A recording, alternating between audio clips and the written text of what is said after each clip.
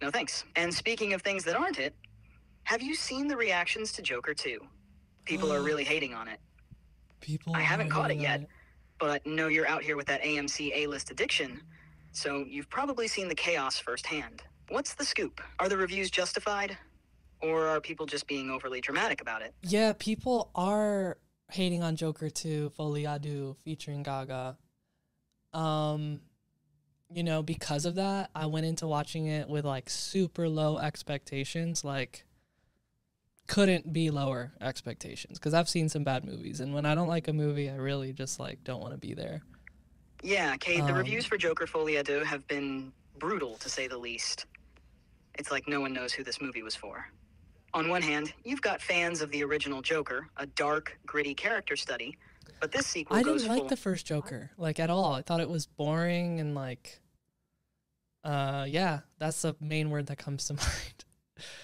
I thought it was like a decent exploration of mental health, but it definitely felt like sensationalizing school shooters, low key. But I was, of course, going to see Joker 2 because it has Gaga in it. And I do like the Batman universe, but this really has nothing to do with Batman, if we're so real. No, I just thought Joker 2 was really good because it's like it feels like an actual proper exploration of like what that mental illness looks like, because when this comic book character was created in the mid-century, mental illness was like such a stigma that they were just able to throw it on a villain and be like, yeah, this person's an evil villain because they're like crazy, they have a mental illness.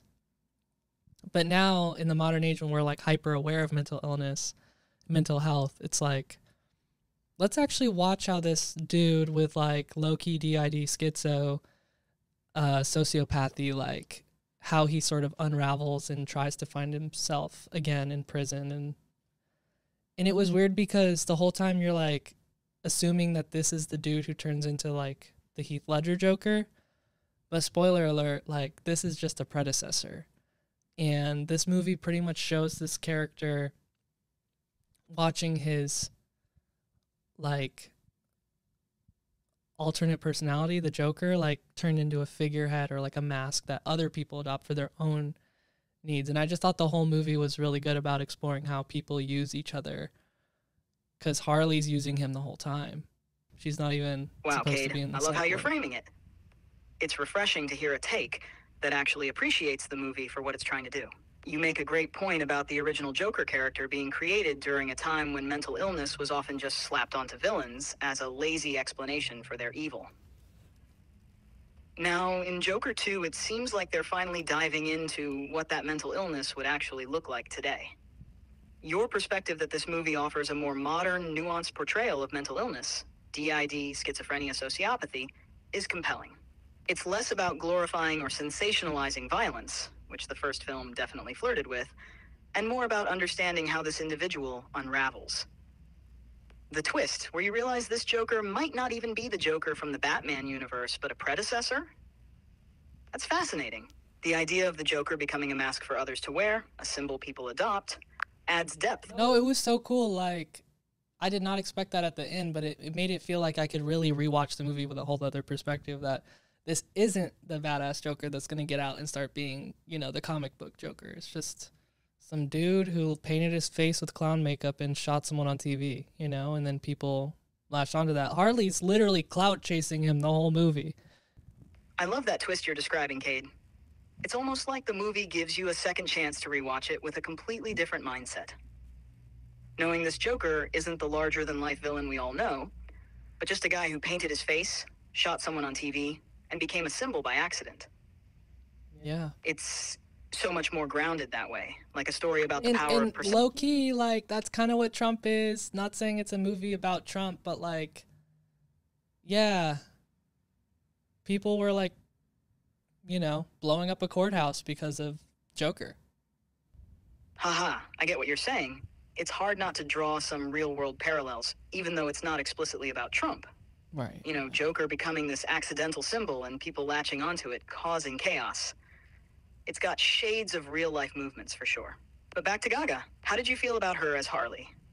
Especially with the musical element. She's known for her powerful voice, but it's interesting to hear how they incorporated that into the character. Did her singing fit with the tone of the movie, or did it feel out of place? Yeah, I thought Gaga was really good in this. Like, I was a little worried as a Gaga fan that I wouldn't be able to, like, separate Gaga from Harley, but I feel like she really committed to her acting choices and, like, made a whole other character. I mean, obviously, that's the job of an actor, but I thought she killed it, and I liked how they did, like, some more authentic raw vocals versus, like, studio vocals, because, again, this is a gaunt, prison-based film. Like, we don't need polished Wicked singing.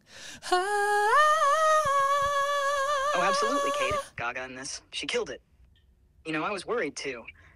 I thought, am I just going to see Gaga, or is she really going to bring Harley Quinn to life? And let me tell you, she committed. I mean, that's the job of an actor, sure, but she made it her own. I love the raw vocals, too. It's not like we needed some polished Broadway-style numbers in a gaunt, prison-based film. Come on, it wouldn't have fit. You need that authenticity, that grit, and she brought that. It was perfect for the setting. You don't need perfection, you need realness, and Gaga gets that. And speaking of putting her mark on the character, have you heard about that album she released called Harley Quinn? I'm telling you, it's like she wanted to put her own stamp on the role. Maybe the film didn't give her all the... Yeah, I couldn't really, like, get into that album too much, but I appreciate it. I think it's cool that she, like, wanted to put out something that's like, yeah, I can still sing these songs out of the character. Almost like a tribute to the character, the crazy Harley Quinn. Yeah, it's interesting to think about how Gaga approached Harley Quinn, because this character has such a wild history. Harley Quinn was first introduced in the early 1990s in Batman the Animated Series, which is actually a bit rare because most DC villains start in the comics. Yeah, that's weird. She was originally created as a sidekick and love interest for the Joker, sort of a comic relief character. But over time, she became way more complex. Harley's evolved from just being the Joker's obsessed partner in crime to becoming her own fully independent character, with much deeper motivations, emotional struggles, and conflicts. She's a dope character. She's someone who's been manipulated and abused, but also someone who learns to stand on her own, which makes her a fascinating character to portray. Gaga definitely brought a new layer to that by making her version of Harley feel more calculated and manipulative, Yes. but still tied to that chaos Harley is known for. Gaga's performance seems more raw and real, pulling from that psychological complexity rather than the playful, chaotic energy we've seen from other versions, like Margot Robbie's.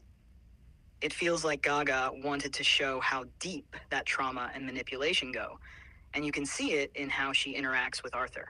Like she's using him just as much as he's using her. Yeah, and he's not even the Joker. And yeah, that album, Harley Quinn, feels like her way of extending that connection to the character beyond the film, almost like she's saying, here's how I see Harley's madness and brilliance.